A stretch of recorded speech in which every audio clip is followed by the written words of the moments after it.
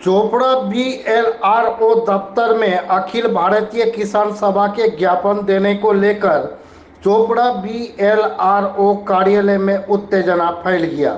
बुधवार दोपहर सीपीआईएम के कृषक सभा के नेता और कार्यकर्ता ज्ञापन देने के लिए चोपड़ा ब्लॉक भूमि एवं भूमि सुधार अधिकारी कार्यालय बीएलआरओ गए। तभी पुलिस ने कार्यालय का गेट बंद कर उन्हें अंदर जाने से रोक दिया। यह भी आरोप है कि उस इलाके में तृणमूल कांग्रेस के लोग नारे लगा रहे थे। इस घटना से काफी सनसनी फैल गई। उस वक्त जब किसान सभा के कार्यकर्ताओं ने अंदर घुसने की कोशिश की तो पुलिस और लेफ्ट कार्यकर्ता के बीच जबरदस्त धक्का मुक्की हो गई। घटना से इलाके में काफी सनसनी फैल गई है। इस दौरान ज्ञापन देने पहुंचे लोगों ने आरोप लगाया कि चोपड़ा ब्लॉक में आम लोगों की जमीन हड़पी जा रही है। यहीं पर उत्तेजना फैल गई।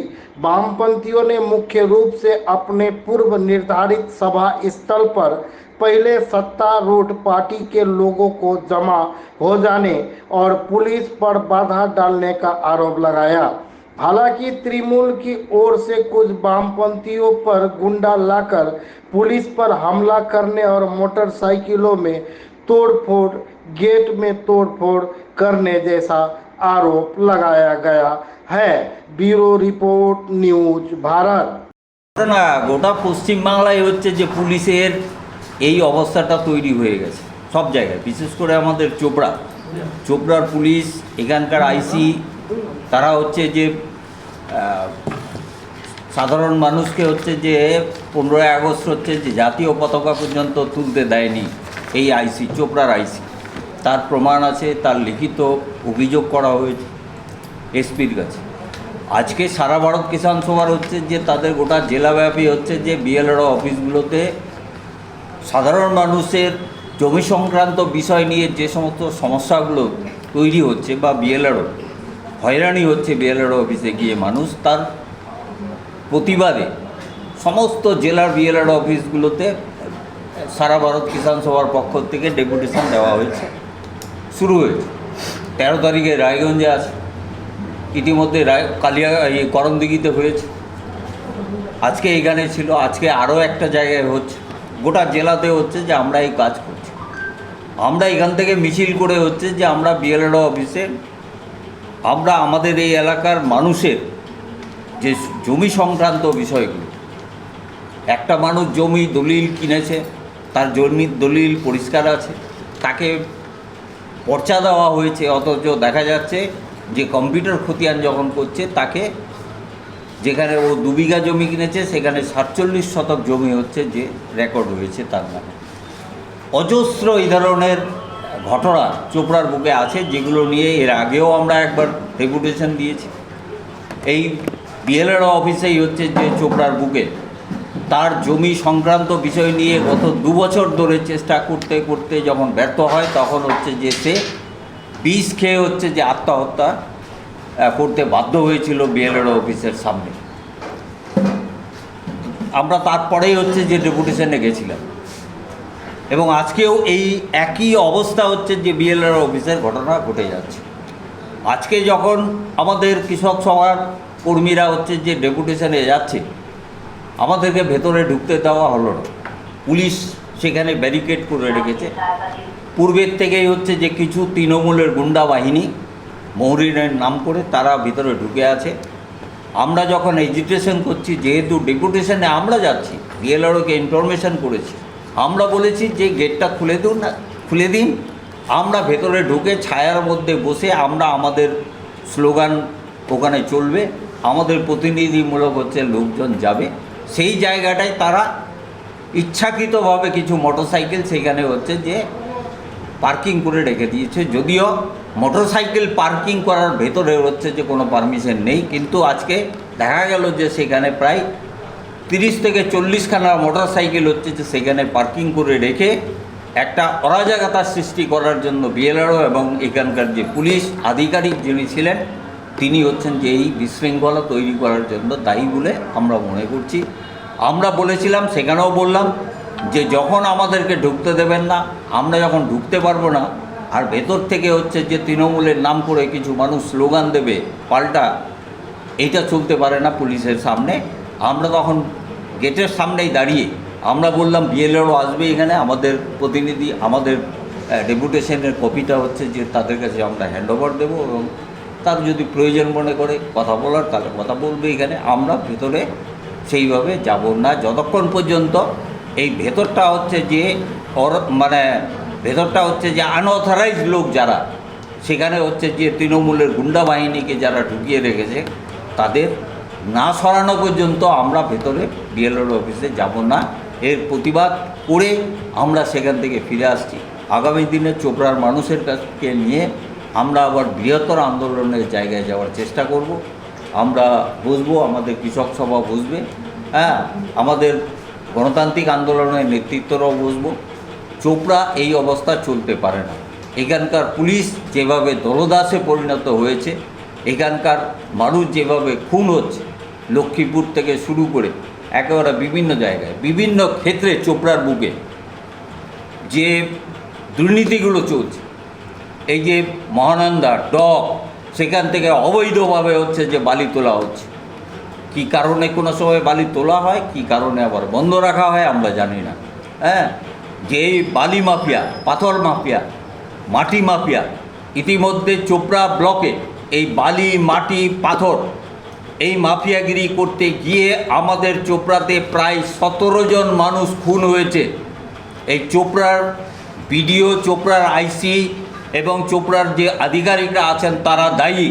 এই 17 জন মানুষ হচ্ছে যে আমাদের চোপড়ার বুকে খুন হয়েছে, যার তথ্য আমরা দিয়েছি, আমরা আরও দিতে পারবো।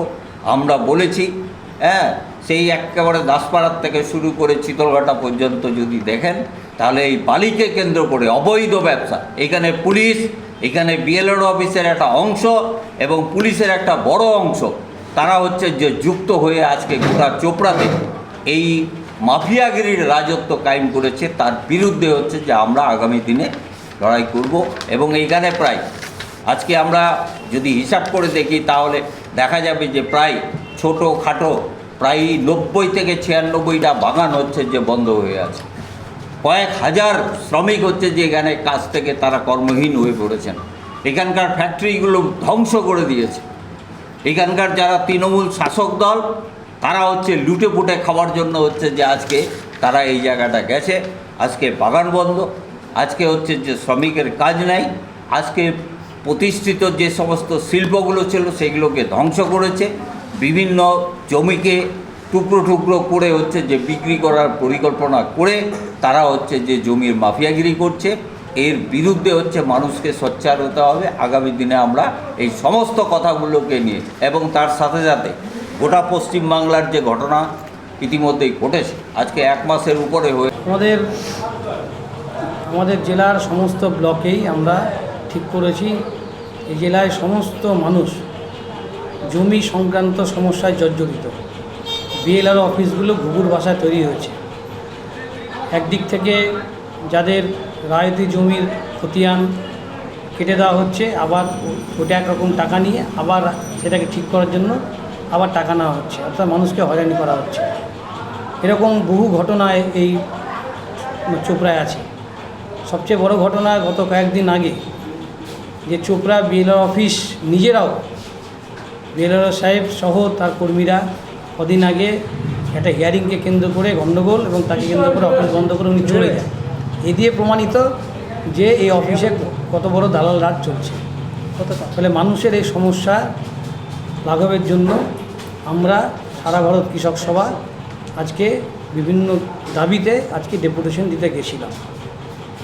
এতটাই খারাপ অবস্থা যে বিএলআর অফিসে আমরা ডেপুটেশন দিতে গেছি এবং সেখানে বিএলআর অফিসের ভেতরে আমরা, ক্যাম্পাসের ভেতরে আমরা যেতে পারবো না, অথচ দেখা যাচ্ছে তৃণমূলের দালাল চক্র মোহরির নাম ধরে তারা সেখানে বসে আমাদের ঢুকতে বাধা দিচ্ছে এবং পুলিশের সৌজন্যে পুলিশ আমাদের ঢুকতে দিচ্ছে না, অথচ সেখানে তারা ঢুকে তারা হচ্ছে তৃণমূলের স্লোগান দিচ্ছে। এর থেকে নির্লজ্জ ঘটনা আর হতে পারে না।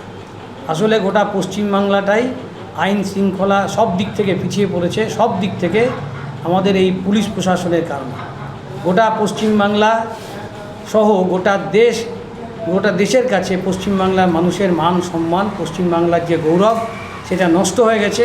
শুধু গোটা ভারতবর্ষের মধ্যে না, গোটা পৃথিবীর মানুষও এখন এর বিরুদ্ধে রাস্তায় নামছে, যা আর্জি করে ঘটনা আমরা সকলেই জানি। ফলে একমাত্র কারণ এই পুলিশ প্রশাসন, গোটা প্রশাসন ব্যবস্থাটা ভেঙে গেছে, দালালি করছে।